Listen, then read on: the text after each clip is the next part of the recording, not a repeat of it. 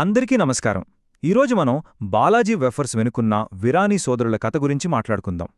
ఇది వినడానికి అసాధ్యమనిపించొచ్చు, కానీ ఇది 100% నిజం. ఈ కథ మొదలైంది 1970లలో గుజరాత్లో ఒక చిన్న పల్లెటూరు. ఎంత చిన్నదంటే ఆ ఊరికి కరెంటు కూడా లేదు. విరానీ కుటుంబం ఒక సాధారణ రైతు కుటుంబం. వాళ్ల దగ్గర కనీసం ఒక సైకిల్ కూడా ఉండేది కాదు. అప్పుడే వచ్చిన భయంకరమైన కరువు వాళ్ల జీవితాలని తలకిందులు చేసేసింది. అలాంటి పరిస్థితుల నుంచి ఇవాళ్ల వాళ్లు ఏకంగా 6,000 కోట్ల రూపాయల సామ్రాజ్యాన్ని సృష్టించారు. ఆలోచించండి, కరెంటు లేని ఒక పల్లెటూరు నుంచి ఇంత పెద్ద కంపెనీని ఎలా కట్టగలిగారు? ఆశ్చర్యంగా ఉంది కదా. అసలు ఇంత పెద్ద సక్సెస్ వెనుక ఉన్న సీక్రెట్ ఏంటి? వాళ్లు పాటించిన ఆ సూత్రాలేంటో ఇప్పుడు చూద్దాం. సరే, ఇక వాళ్ల కథలోకి వెళదాం. ముందుగా వాళ్ల ప్రయాణం ఎలా మొదలైందో చూద్దాం. వచ్చిన ఆ భయంకరమైన కరువు వల్ల విరానీ కుటుంబ పెద్ద తనకున్న కొద్దిపాటి భూమిని కూడా అమ్మేయాల్సి వచ్చింది. వాళ్ల జీవితంలో అదే అతిపెద్ద టర్నింగ్ పాయింట్.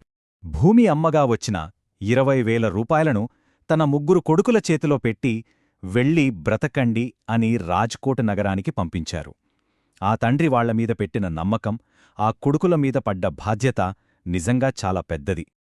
కాని సిటీకి వెళ్లిన వాళ్లకే అంతా కొత్త, వ్యాపారంలో ఎలాంటి అనుభవం లేదు. దీంతో వాళ్ల మొదటి ప్రయత్నం దారుణంగా ఫెయిలయింది. ఒక వ్యాపారి వాళ్లని మోసం చేయడంతో 2 ఏళ్లలోనే ఆ 20,000 రూపాయలు మొత్తం పోగొట్టుకున్నారు. మళ్లీ సున్నాకే వచ్చేశారు. ఇక వాళ్ల పోరాటంలో రెండో దశ మొదలైంది. చేతిలో చిల్లిగవ్వ లేదు.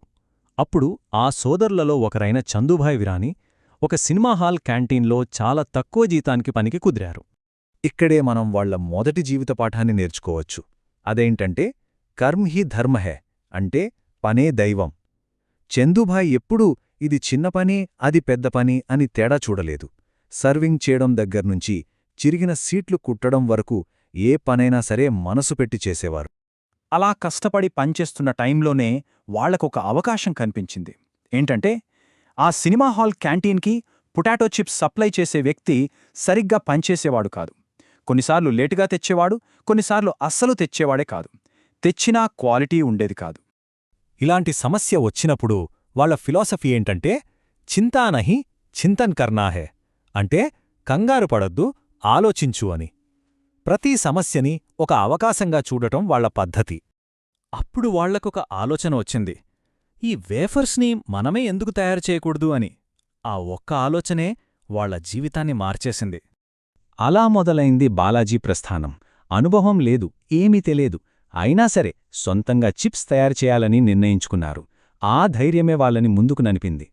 ఇక్కడే వాళ్ల రెండో లెసన్, కూద్ పడో, అంటే దూకేయ్. చందుభాయ్ ఎప్పుడూ ఒక మాట అంటారు, బాగా చదువుకున్నవాళ్లు ఎక్కువ ఆలోచిస్తూ కూర్చుంటారు. కాని సక్సెస్ అవ్వాలంటే ఒక్కోసారి ఆలోచనలు పక్కనబెట్టి ధైర్యంగా ముందడుగు వేయాలి. మరి వాళ్ల మొదటి ఫ్యాక్టరీ ఎలా ఉండేదో తెలుసా? వాళ్ళుంటున్న ఇంటి పెరట్లోనే ఒక చిన్న షెడ్డులేశారు.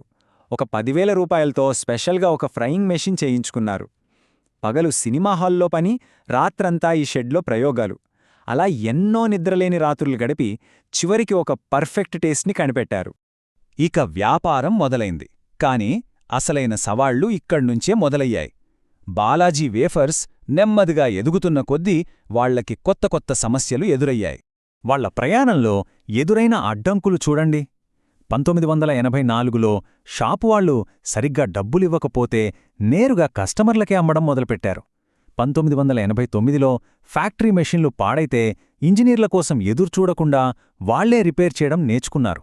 2000లో పెద్ద పెద్ద మల్టీనేషనల్ కంపెనీలు వచ్చినా మన లోకల్ టేస్ట్తో వాళ్ళని దాటి ముందుకెళ్లారు. చివరికి 2010లలో 1,000 కోట్ల ఆఫర్లు వచ్చినా తమ బ్రాండ్ని అమ్ముకోలేదు. ప్రతి సమస్యని ఒక పాఠంగా మార్చుకున్నారు. ఇక్కడే వాళ్ల మూడో సూత్రముంది, సేల్స్ నహి సర్వేస్, అంటే అమ్మడానికి చూడకు, సేవ చెయ్యి. కస్టమర్ల మీద బలవంతంగా ప్రొడక్ట్ని రుద్దడం కాదు. మన ప్రొడక్ట్ అంత బాగుంటే డిమాండ్ దానంతట అదే వస్తుందని వాళ్లు నమ్మారు. ఆ నమ్మకంతోనే పనిచేశారు. అంతేకాదు, వాళ్ల సక్సెస్లో భాగమైన ప్రతి ఒక్కరినీ బాగా చూసుకున్నారు. వాళ్ల నెట్వర్క్లో దాదాపు 2,000 మంది సప్లయర్లున్నారు. అందులో 80% మంది రైతులే. వాళ్లందరికీ టైంకి డబ్బులు చెల్లించడం, నమ్మకాన్ని నిలబెట్టుకోవడం, దీనివల్లే వాళ్ల వ్యాపారం ఇంత బలంగా నిలబడింది. సరే, ఇన్ని విజయాల వెనక ఉన్న అసలైన బలమేంటి? అది వాళ్ల కుటుంబం. నేను అని కాకుండా మేము అనే తత్వమే వాళ్లను నిలబెట్టింది. చందుభాయ్ జీవితాన్ని 2 తత్వాలతో పోలుస్తారు. ఒకటి మేరా అంటే నాది నాది అనే స్వార్థం. ఇది మహాభారతంలాగా గొడవలకు వినాశనానికి దారితీస్తుంది. రెండోది తేరా అంటే నీది నీది అనే త్యాగం. ఇది రామాయణంలాగా అందర్నీ కలిపి విజయానికి దారి చూపిస్తుంది. వాళ్ళు 2వ మార్గాన్ని ఎంచుకున్నారు. వాళ్ల కుటుంబ ఐక్యతకి ఒక చిన్న ఉదాహరణ ఏంటంటే, వాళ్ళు ఎంత బిజీగా ఉన్నా ఫ్యామిలీ మెంబర్స్ అందరూ కలిసి ప్రతిరోజు మధ్యాహ్నం 1 గంటకి భోజనం చేస్తారు. ఈ చిన్న అలవాటే వాళ్ల బంధాన్ని అంత బలంగా ఉంచుతోంది. సో ఒక్కసారి బాలాజీ సక్సెస్ ఫార్ములాను చూద్దాం. 1 పనే దైవం. 2 కంగార్పడుకు, ఆలోచించు. 3 ఎక్కువ ఆలోచించకుండా ధైర్యంగా దూకే. 4 అమ్మాలని కాదు, సేవ చేయాలని చూడు. చివరగా 5 ఐకమత్యమే అసలైన బలం. నాది కాదు, నీది అనుకో. చివరగా ఈ కథ మనల్ని ఒక ప్రశ్న అడుగుతోంది.